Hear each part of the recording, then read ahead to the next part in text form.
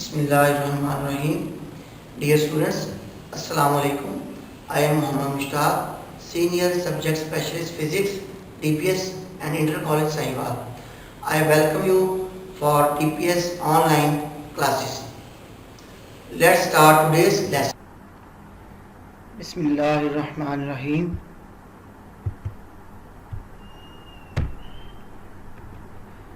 My dear students, हमारा आज का topic refraction of light, chapter number 12, lesson number 22.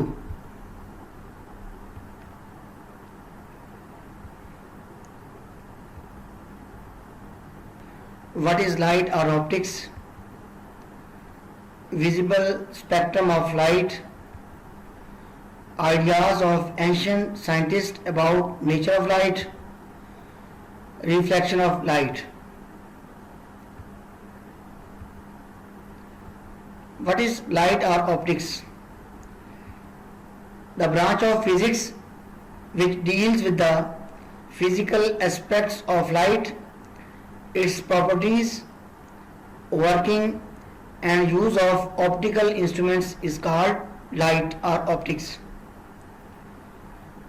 Physics की वो ब्रांच जिसमें हम लाइट की मुख्तलिफ खसूसियात के बारे में, उसकी वर्किंग के बारे में और ऑप्टिकल इंस्ट्रूमेंट्स के बारे में हम अवेयरनेस हासिल करते हैं, उसे हम लाइट या ऑप्टिक्स कहते हैं. ऑप्टिकल इंस्ट्रूमेंट्स में से कैमरास, माइक्रोस्कोप, इनको हम ऑप्टिकल इंस्ट्रूमेंट्स कहते हैं.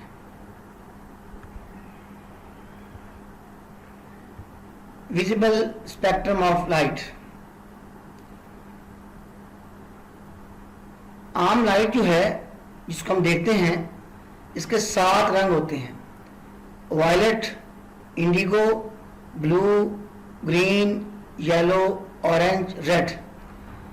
इसको हम VIBGYOR से भी हम याद कर सकते हैं. इन 7 रंगों से जो स्पेक्ट्रम बनता है वो विजिबल स्पेक्ट्रम कहलाता है. वायलेट से अवे जो है, बियॉन्ड वायलेट कलर, इसे हम अल्ट्रा वायलेट रेडिएशन कहते हैं, जो हम अपनी आम आंख से इनको हम नहीं देख सकते. और रेड से अवे जो है उनको हम इंफ्रारेड रेडिएशन कहते हैं, इन्हें भी हम अपनी आम आंख से नहीं देख सकते. तो विजिबल स्पेक्ट्रम जो है ये वायलेट से लेके रेड तक spectrum visible spectrum of light कहलाता है. इस स्पेक्ट्रम को हम अपनी आम आंख की मदद से देख सकते हैं. Human can not view ultraviolet and infrared, we can view only visible spectrum. अब यहां पे देखिए आप,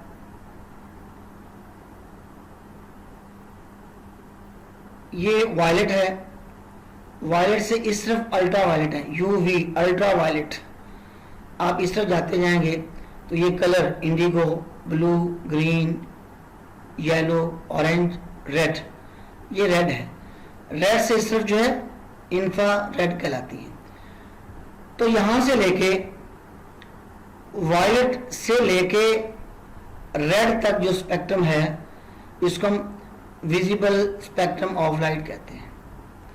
और ह्यूमन ये आई जो है, यही स्पेक्ट्रम हम इसको विजुअलाइज कर सकते हैं, इसको हम देख सकते हैं.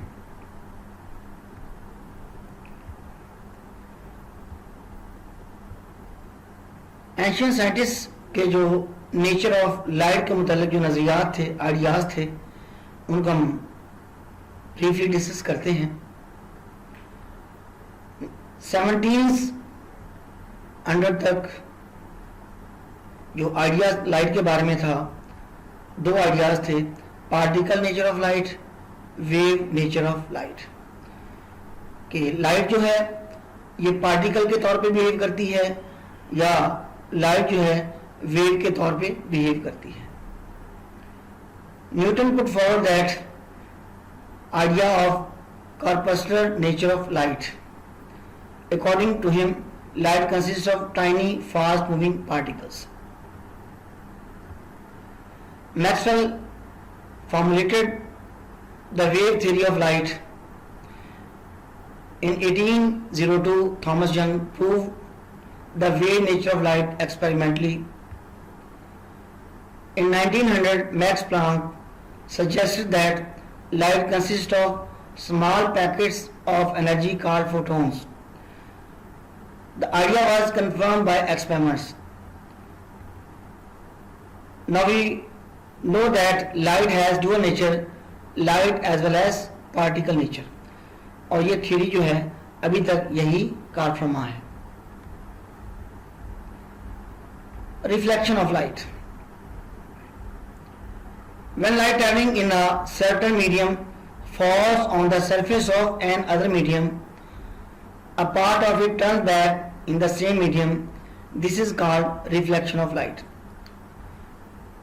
इस डायग्राम में देखें, ये पॉइंट ए से पीछे सोर्स ऑफ लाइट है. एक रे ऑफ लाइट पॉइंट ए से मूव करती हुई, यहां से मूव करती हुई प्लेन मिरर के ऊपर स्ट्राइक करती है पॉइंट ओ पे. तो पॉइंट ओ पे यहां पे परपेंडिकुलर लाइन, डॉटेड लाइन आपको नजर आ रही है, इसको नॉर्मल कहते हैं. तो ये लाइन जो है ओ ए लाइन, ये इंसिडेंट रे कहलाती है. इंसिडेंट रे पॉइंट ओ पे टकरा के रिफ्लेक्ट होके इस तरफ, इस डायरेक्शन में रिफ्लेक्ट हो जाती है. This ray is called incident ray. After reflection, it will reflected in this direction,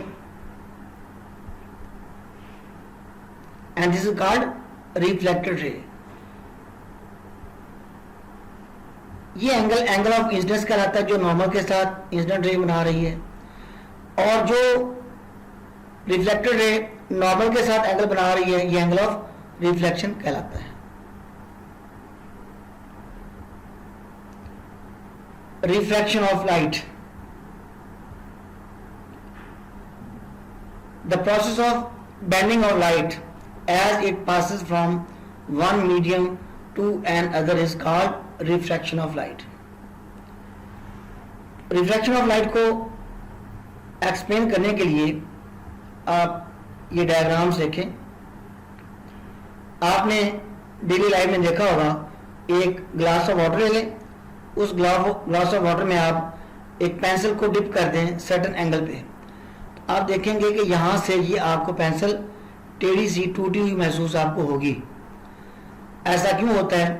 this is due to refraction of light. कि लाइट जो है जब एक मीडिया से दूसरे मीडिया में जाती है तो अपनी डायरेक्शन को चेंज कर लेती है, अपनी सिमत को चेंज कर लेती है. इसकी वजाहत इस डायग्राम में देखें. AC यहां पे पेंसिल को शो किया गया, एक्चुअल पेंसिल को. फर्स्ट का पॉइंट ए से दो रेज आती हैं. एक रे यहां पे आई, वाटर से एयर तक, ये वाटर एयर इंटरफेस है. इस मीडिया से, वाटर से जब ये यहां पे आएगी तो अपने रास्ते से ये बेंड हो जाएगी. नीचे वाली जो रे है ये पॉइंट ओ से इधर जाती हुई जब यहां पे आएगी तो भी ये नॉर्मल के साथ बेंड हो जाएगी. अब दोनों रे जो हैं ये आगे तक लेकर जाएंगे तो इनमें सेपरेशन आप देख रहे हैं कि सेपरेशन बढ़ती जाएगी. तो सेपरेशन बढ़ती जाने की वजह से ये कभी भी आपस में मीट नहीं कर सकती. आप इनको बैकवर्ड डॉटेड लाइन के जरिए मिलाएं, लाइक दिस. इस रे को आप बैकवर्ड मिलाएं इस पॉइंट पे, तो ये पॉइंट ए डैश पे ये दोनों रेज आपस में मिलती हुई दिखाई देती हैं. तो इसी वजह से इसका जो ये हिस्सा है ना, ए बी हिस्सा, ये आपको ए डैश बी डैश की फॉर्म में आपको आउटसाइड द वाटर आपको नजर आता है. So this is due to refraction of light. कि लाइट एक मीडिया से जब दूसरे मीडिया में जाती है तो अपना रास्ता चेंज कर लेती है, अपने रास्ते से हट जाती है, मुड़ जाती है, बेंड कर जाती है. This is due to refraction of light. ये दो और एग्जाम्पल्स हैं. फर्ज किया आपके पास ये पॉन्ड है, इसमें कोई पत्थर पड़ा हुआ है, तो आप पत्थर को देखते हैं ना जब, तो आपको पत्थर थोड़ा सा उभरा हुआ नजर आता है, थोड़ा सा ऊपर की जानब नजर आता है। ये इसकी रियल पोजीशन है। एक ब्रिक है, इसकी ये रियल पोजीशन है। This is the real position of brick, और ये इसकी वर्चुअल इमेज है। अब यहां से एक रे गई, ये बाउंड्री है, इंटरफेस है, तो यहां से ये रे जो है बैंड होके आपकी आईज की तरफ गई। दूसरी रे यहां से इंटरफेस पे आई, फिर ये बैंड होके इस तरफ चली गई। अब देखें पहले केस की तरह ये सेपरेशन आगे से आगे बढ़ती जाती है।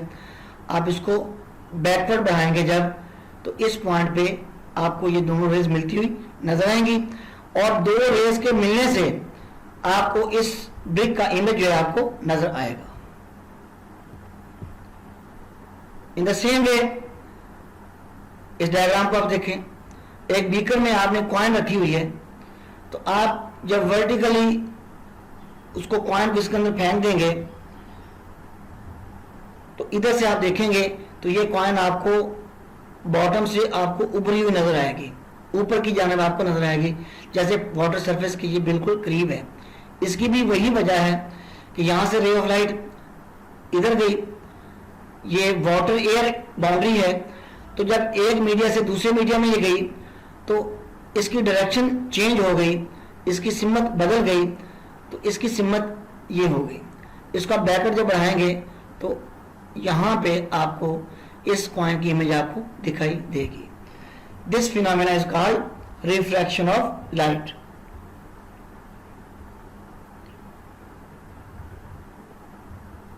अब मीडिया दो तरह के होते हैं, एक होता है डेंसर मीडिया, एक होता है रेयर मीडिया।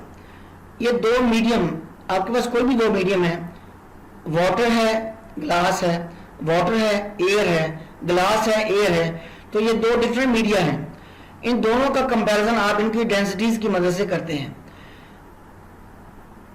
एयर की डेंसिटी कम है, ग्लास की डेंसिटी ज्यादा है, एयर की डेंसिटी कम है और वाटर की डेंसिटी ज्यादा है। तो जब आप दो मीडिया को कंपेयर करते हैं तो उनकी डेंसिटीज के कंपैरिजन से आप देखेंगे कि लाइट एक मीडिया से दूसरे मीडिया में जब जाएगी तो उसकी मोमेंट, उसकी सिमत, उसकी डायरेक्शन क्या होगी।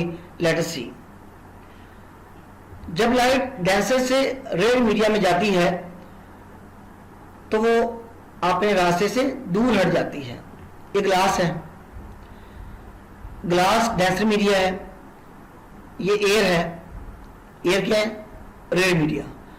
तो ए से लेके ओ तक ये इंसिडेंट रे है, ये incident ray glass mean denser media से एयर में जा रही है। एयर कौन सा मीडिया है, rare media.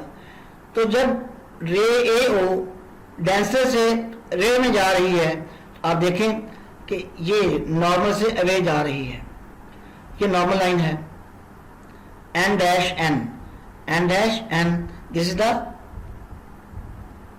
Normal.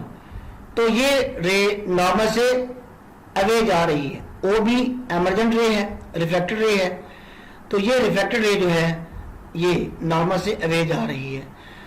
So when light is coming from denser to rare medium, it moves away from the normal. This is due to increase in the speed of light, कि जब light denser से rare में जाती है तो उसकी speed में हल्का सा इजाफा हो जाता है, और उस इजाफा की वजह से ये बैंडिंग अकर करती है, ये बैंडिंग क्रिएट होती है। In the same way light from rare to denser medium, ये इसका उलट होगा। ये रे ऑफ लाइट आपको नजर आ रही है, ये एयर से वाटर की तरफ जा रही है, तो जब ये एयर से वाटर की तरफ गई तो ये अपने असल रास्ते से हट जाती है और ये नॉर्मल की तरफ बेंड होती है, आपको दिखाई दे रही है। When light is coming from rare to denser medium, it move toward the normal. This is due to decrease in the speed of light.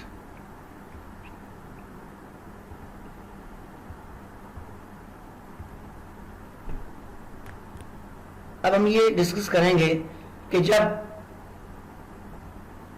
Light एक मीडिया से दूसरे मीडिया में जाती है तो उसकी वेवलेंथ पे क्या फर्क पड़ता है। ये देखें, कि स्पीड ऑफ लाइट चेंज होती है। ये रेड मीडियम है, ये साथ डेंसर मीडियम है, अगेन ये क्या रेड मीडियम। यहां पे स्पीड ज्यादा है तो इसकी जो वेवलेंथ लैम्डा 1 जो है वो भी क्या ज्यादा। इन द सेम वे जब ये रे से ग्लास में जाती है, डेंसर में जाती है, तो इसके वेव फ्रंट्स यहाँ पे करीब करीब हैं। इनके करीब करीब होने की वजह से wavelength lambda 2 that becomes short. तो रे से डेंसर में जब रे ऑफ लाइट जाती है उसकी वेवलेंथ कम हो जाती है। जब दोबारा डेंसर से रे में जाती है अगेन उसकी वेवलेंथ प्रीवियस केस के मुताबिक हो जाती है। जैसे एयर में उसकी वेवलेंथ थी, अब दोबारा चूंकि वो ग्लास से एयर में वापस चली गई है, दोबारा उसकी वेवलेंथ पहले के इक्वल ही हो जाती है। So in refraction speed of light changes due to change in the wavelength but frequency and hence the colour of the light doesn't change.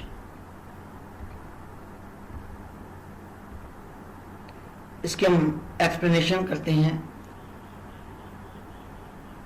हमारे पास यहाँ पे एक ग्लास स्लैब आपको यहाँ पे दिखाई दी गई है। पॉइंट ए से लेके ओ तक ये है इंसिडेंट रे। पॉइंट ओ पे आप एक नॉर्मल ड्रॉ किया हुआ है n-o-n। What is normal? Normal क्या होता है?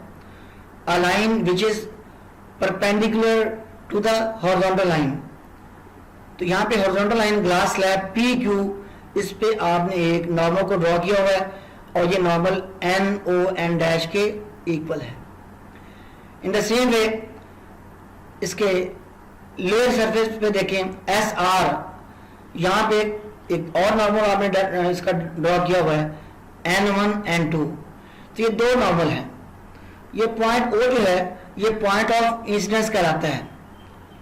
तो जब रे ऑफ लाइट AO रे ऑफ लाइट नॉर्मल n पे पॉइंट O पे स्ट्राइक करती है तो ये रे AO इंसिडेंट रे कहलाती है। और ये जो एंगल बना रही है नॉर्मल n के साथ, ये एंगल ऑफ इंसिडेंस I कहलाता है। इस रे का असल रास्ता जो था, इसको हकीकत में सीधा इस तरफ जाना चाहिए था, लेकिन ये इस तरफ नहीं गई। क्यों नहीं गई? क्योंकि ये एयर से आ रही थी, यहां पे टकराई, आगे डेंसर मीडियम आ गया, तो डेंसर मीडियम के आने की वजह से ये नॉर्मल की तरफ बेंड कर गई। हमने अभी पीछे पढ़ा है कि जब रे ऑफ लाइट रे से नॉर्मल में जाती है, जब रे से डेंसर मीडियम में जाती है, then it will bend toward the normal. तो ये नॉर्मल की तरफ बेंड कर गई है,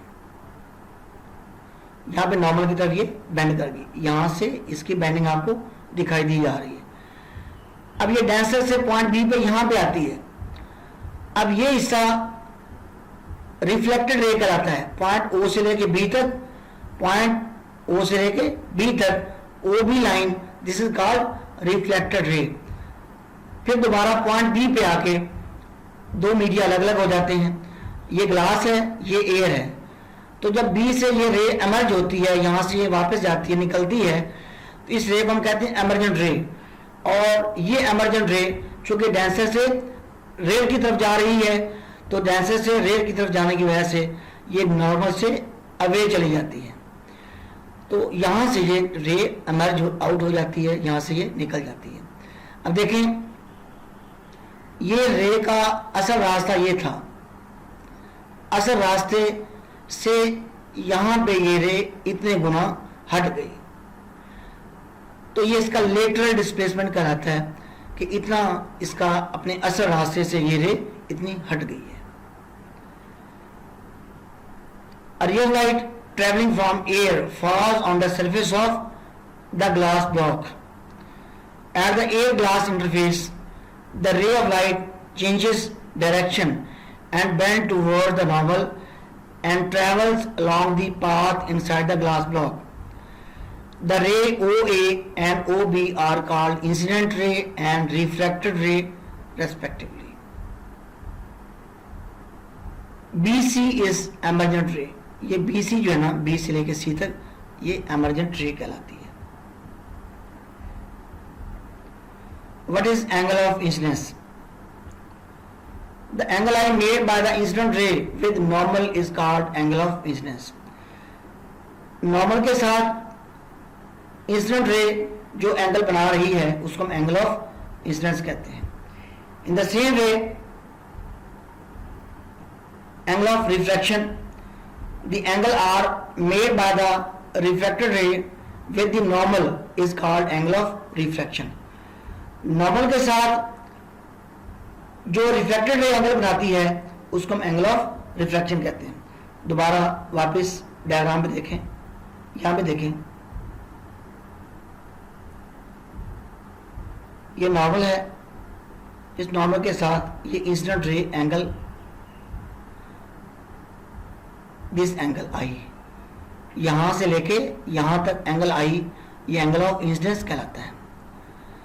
ये नॉर्मल ओ एन डैश है, इसके साथ ये रिफ्रैक्टेड रे आपको नजर आ रही है.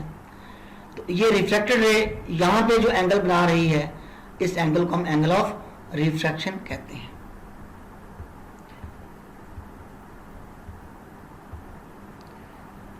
When refracted ray leaves the glass, it bends away from the normal and travels along the path BC. So here, angle of incidence, this angle I, angle of refraction, this angle, and after refraction, emergent ray इस path के along move कर जाती है. Laws of refraction. Refraction के दो कवानीन हैं. Number 1, incident ray, refracted ray and the normal at the point of incidence all lie in the same plane.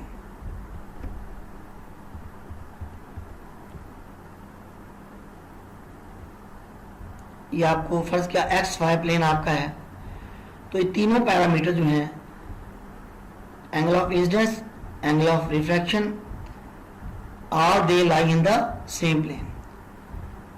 The incident ray, the refracted ray and the normal at the point of incidence all lie in the same plane. Second, angle of incidence का sign लें, angle of refraction का sign लें, दोनों के sign की जो ratio है ये कांस्टेंट क्वांटिटी होती है. इस कांस्टेंट क्वांटिटी को हम n से डिनोट करते हैं. The ratio of sine I of the angle of incidence I to the sine R of the angle of refraction R is always equal to the constant that is sine I divide by sine R is equal to constant which is equal to n. Here n is the refractive index of second medium with respect to first medium. अब ये बात गौर तलब है कि second medium हमारे पास है glass, first medium हमारे पास है air.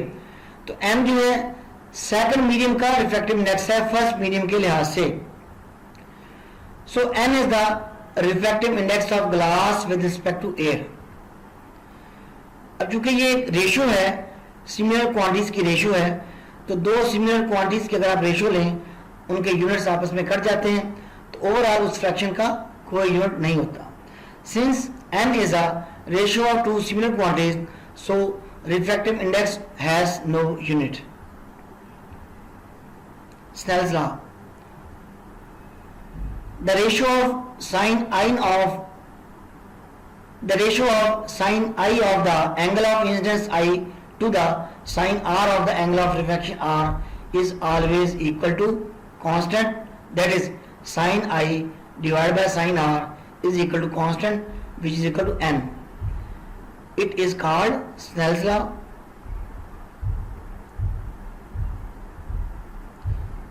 Speed of light in medium. Refraction of light is caused by the difference in speed of light in different media. एक मीडिया में स्पीड ऑफ लाइट कम है, दूसरे में स्पीड ऑफ लाइट ज्यादा है, तो उन दोनों का हम कंपैरिजन करेंगे कि किस में कम स्पीड ऑफ लाइट है, किस में ज्यादा स्पीड ऑफ लाइट है. उन दोनों का जो कंपैरिजन होगा, उन दोनों के कंपैरिजन को हम कैलकुलेट करेंगे और वो कंपैरिजन एक कांस्टेंट क्वांटिटी होगी और वो कांस्टेंट क्वांटिटी रिफ्रैक्टिव इंडेक्स कहलाती है। For example, the speed of light in air is 3×10⁸ metre per second. However when light travels through a medium such as water और glass, it speed decreases. Speed of light in water is approximate 2.3 टन/8। जब light air से water में जाएगी उसकी रफ्तार कम हो जाएगी और वो 2.3 टन/8 मीटर पर सेकेंड हो जाएगी। जब वो लाइट ग्लास में जाएगी उसकी रफ्तार 2 × 10⁸ मीटर पर सेकेंड हो जाएगी। To describe the change in speed of light in a medium, we use the term index of refraction or refractive index. अब आप कोई दो मीडिया ले लें, वाटर एयर ले लें, तो वाटर एयर में जो स्पीड ऑफ लाइट है उन दोनों का कंपैरिजन, उन दोनों की रेशियो ये कांस्टेंट क्वांटिटी होगी और इस कांस्टेंट क्वांटिटी को हम इंडेक्स ऑफ रिफ्रैक्शन कहेंगे या रिफ्रैक्टिव इंडेक्स कहेंगे। इन द सेम वे अगर हम एयर और ग्लास की सरफेस को लेते हैं तो एयर और ग्लास में स्पीड ऑफ साउंड का जो तबादल होगा, स्पीड ऑफ साउंड की जो रेशियो होगी वो एक कांस्टेंट क्वांटिटी होगी। उस कांस्टेंट क्वांटिटी को हम इंडेक्स ऑफ रिफ्रैक्शन या रिफ्रैक्टिव इंडेक्स कहते हैं। Now what is refractive index? The refractive index n of a medium is a ratio of speed of light c in air to the speed v of the light in that particular medium. This is called refractive index. तो refractive index का formula है speed of light in air divide by speed of light in the medium, और n is equal to c/v। n यहाँ पे refractive index को show कर रहा है, c speed of light in air को शो कर रहा है और v speed of light in that particular medium को शो कर रहा है। So n is equal to c/v। Here n is the refractive index of second medium with respect to the first medium. Since n is a ratio of two similar quantities, so refractive index has no unit. हम पहले भी discuss कर चुके हैं। अब हमने जो ये लेसन पढ़ा है इसको हम रिकैप करेंगे। What is refraction of light? Light जब एक मीडिया से दूसरे मीडिया में आती है तो अपने रास्ते से हट जाती है, अपने रास्ते से डेविएट कर जाती है, अपने रास्ते से मुनहरफ हो जाती है।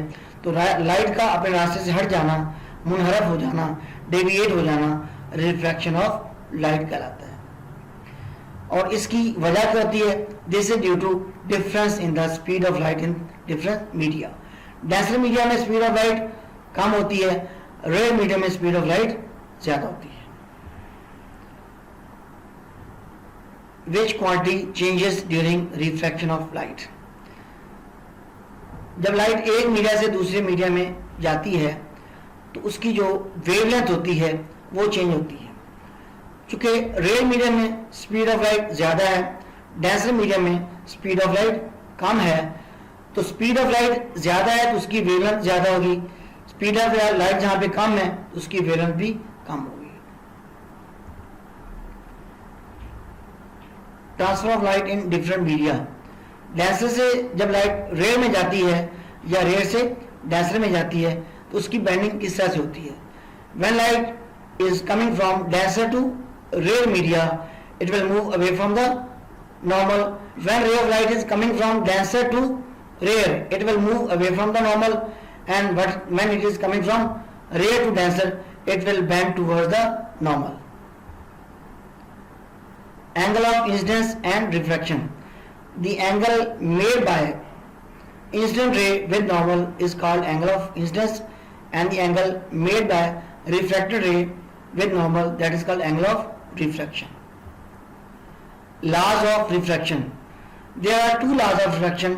First law, incident ray, refracted ray normal at the point of incidence, or they lie in the same plane. Secondly, the ratio of sin I to sin R, that is constant quantity. This constant quantity is called refractive index. It is also named as Snell's law. Refractive index क्या होता है?